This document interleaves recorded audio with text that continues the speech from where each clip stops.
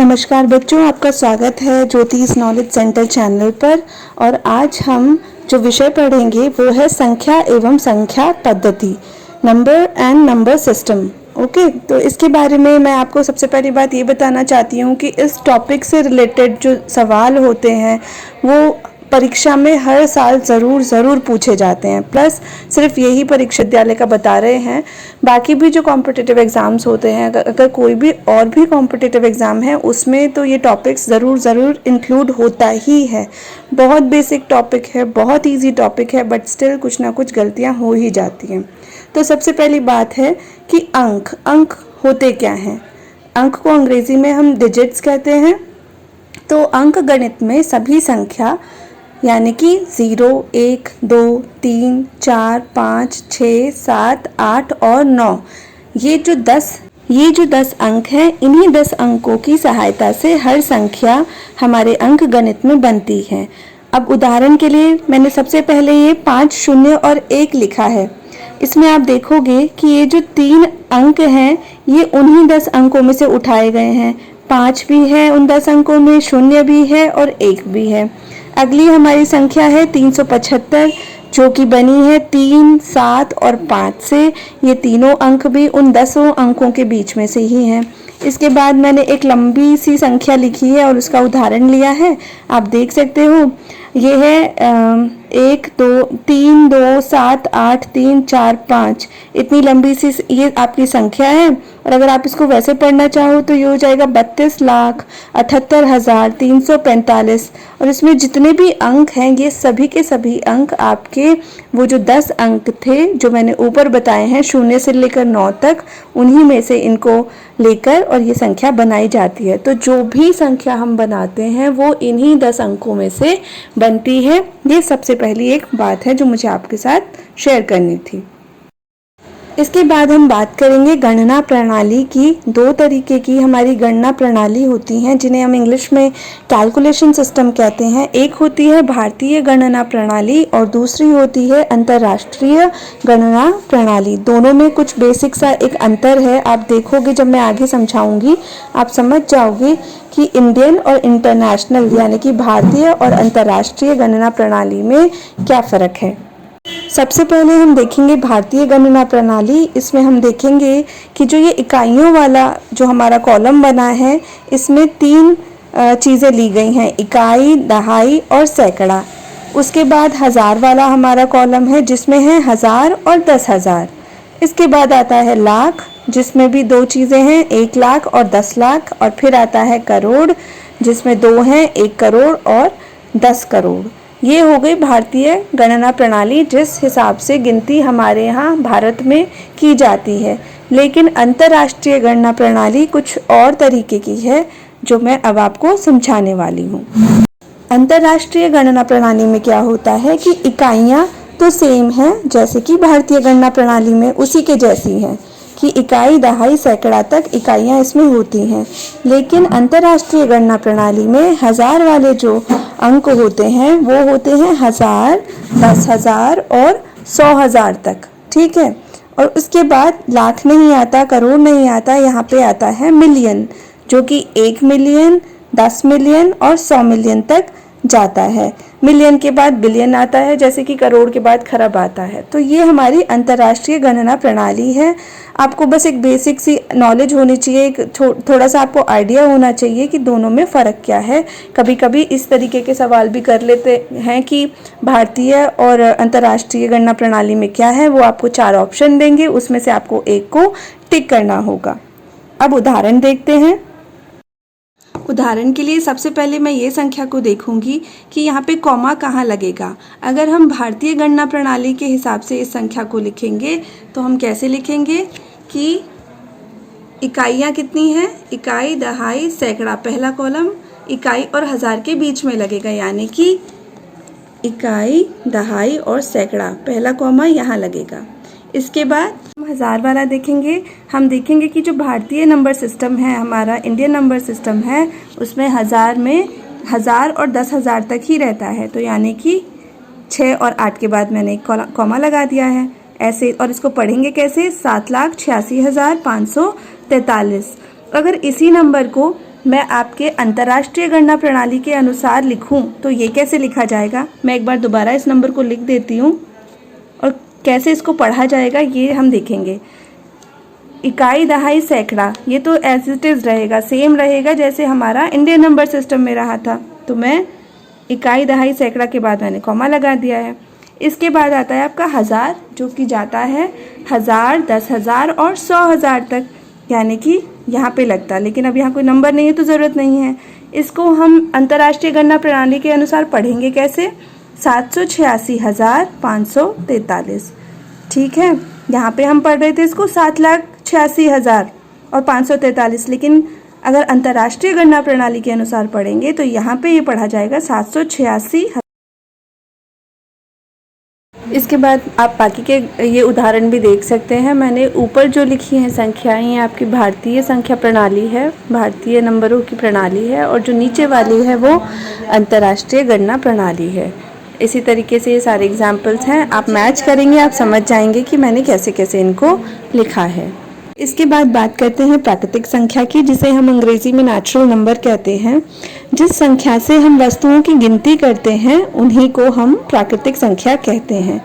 जैसे कि अगर हमें किसी भी वस्तु की गिनती करनी है, कि आपके पास कुछ टॉफ़ी पड़ी हैं या कुछ पेंसिल पड़ी हैं, तो आप कैसे गिनना शुरू करते हो, 1, 2, 3, 4। हमेशा जब गिनती शुरू करते हैं तो हम 1 से गिनना शुरू करते हैं। तो इसीलिए ये प्राकृतिक जो चीज़ें होती हैं उन्हें गिनने में काम आती हैं, इसलिए हम इन संख्याओं को प्राकृतिक संख्या कहते हैं, जिसे इंग्लिश में नेचुरल नंबर कहा जाता है। तो आप फोटो में देख सकते हो कि 1, 2, 3, 4, 5, 6 इस तरीके से कितनी भी आगे तक बढ़ती जा सकती हैं, और सबसे बड़ी प्राकृतिक संख्या का पता लगाना असंभव है। आप नहीं पता लगा सकते कि सबसे बड़ी प्राकृतिक संख्या कौन सी है, लेकिन सबसे छोटी प्राकृतिक संख्या अगर आपसे पूछी जाए तो वह 1 है। हम हमेशा गिनती 1 से शुरू करते हैं, किसी भी वस्तु को हम गिनना शुरू करते हैं तो 1 से शुरू करते हैं, इसलिए सबसे छोटी प्राकृतिक संख्या 1 है। अब हम बात करेंगे पूर्ण संख्या की। पूर्ण संख्या क्या होती है? जब हम प्राकृतिक संख्या में शून्य को शामिल कर लेते हैं तो हमें पूर्ण संख्या मिल जाती हैं। जैसे कि प्राकृतिक संख्या क्या होती है, जो 1, 2, 3, 4, 5 से आगे आगे बढ़ते जाओगे तो आपको प्राकृतिक संख्याएं मिल जाती हैं। अगर उन्हीं संख्याओं के आगे बस आप 0 और जोड़ दोगे, शून्य और जोड़ दोगे, तो उन्हें हम पूर्ण संख्या कहते हैं।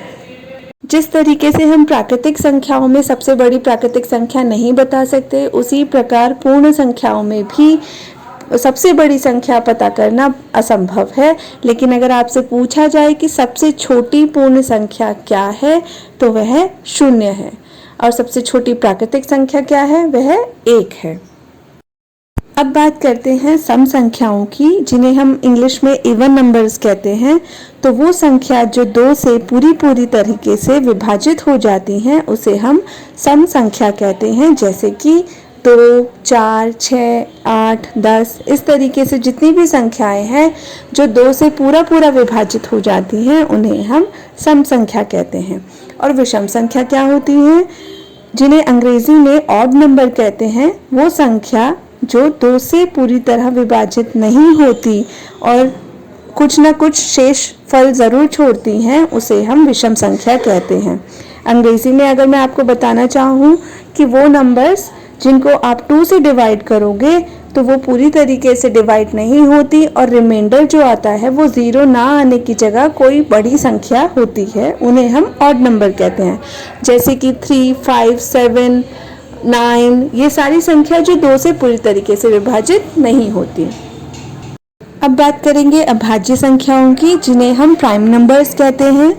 तो वह संख्याएं जो सिर्फ 1 और अपने आप से विभाजित होती हैं उन्हीं संख्याओं को अभाज्य संख्या कहते हैं। और अभाज्य संख्या के सिर्फ 2 ही मल्टीपल्स होते हैं। मल्टीपल्स को हिंदी में अपवर्तक कहते हैं। तो इन संख्याओं के, अभाज्य संख्याओं के केवल 2 अपवर्तक होते हैं।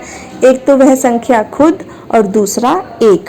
अगर आपसे पूछा जाए कि 1 से 100 के बीच में आने वाली कितनी अभाज्य संख्याएं हैं, तो सीधे सीधे ऐसी 25 अभाज्य संख्याएं हैं।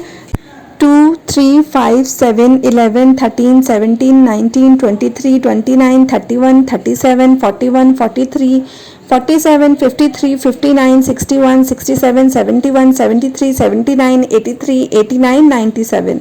तो ये सारी जो आपकी 25 नंबर्स हैं, ये सारे के सारे आपके प्राइम नंबर्स हैं जिनको आप अभाज्य संख्याएं कहते हो। तो इसमें लिखा हुआ है कि 1 से 100 तक लेकर कुल 25 अभाज्य संख्याएं होती हैं। अब हम अभाज्य संख्याओं के उदाहरण देखते हैं। मैंने 2, 5 और 29 ये तीनों संख्याएं लाइन से लिखी हैं। आप देख सकते हैं 2 के केवल 2 मल्टीपल्स होते हैं जिन्हें हम हिंदी में अपवर्तक कहते हैं, और वो क्या हैं? 1 और 2। इसी तरीके से 5 के भी केवल 2 ही मल्टीपल्स होते हैं जिसको कहते हैं 1 और 5। 29 के भी 2 ही मल्टीपल्स हैं, 2 ही अपवर्तक हैं जिन्हें 1 और 29 कहते हैं। 59 के भी 2 मल्टीपल्स हैं, 1 और 59। इसी तरीके से 83 के भी 2 ही मल्टीपल्स हैं, 1 और 83।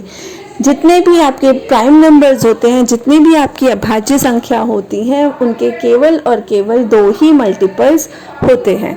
बेटा अब कुछ प्रश्न देखेंगे, आपको इन प्रश्नों के उत्तर देने हैं। सबसे पहला प्रश्न है कि एक अभाज्य संख्या के कितने गुणनखंड होते हैं? गुणनखंड मतलब अपवर्तक ही होता है, वो उसका एक पर्यायवाची मान लीजिए, जिसे हम इंग्लिश में मल्टीपल्स कहते हैं। तो कोई प्राइम नंबर होता है तो उसके कितने मल्टीपल्स होते हैं? आपको 4 ऑप्शन दिए हैं ABCD, और उसमें लिखा हुआ है 1 2 3 4। तो आपको बताना है कि प्राइम नंबर्स के कितने मल्टीपल्स होते हैं, एक अभाज्य संख्या के कितने गुणनखंड या अपवर्तक होते हैं। तो इसका सही उत्तर होगा B, यानी कि 2। अब हम अगला सवाल देखेंगे। निम्नलिखित में से कौन सी संख्या अभाज्य संख्या नहीं है?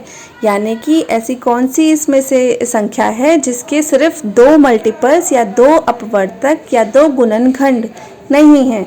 तो इस आपका पहला ऑप्शन है 19, तो ये तो सही बात है, ये तो अभाज्य संख्या है। दूसरा ऑप्शन है 23, ये भी ठीक है।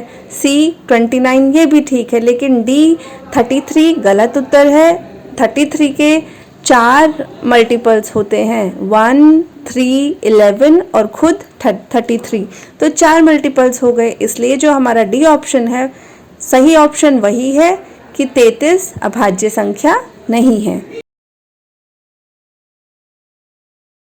आपका लास्ट क्वेश्चन है कि 11 से 20 तक कितनी अभाज्य संख्याएं होंगी?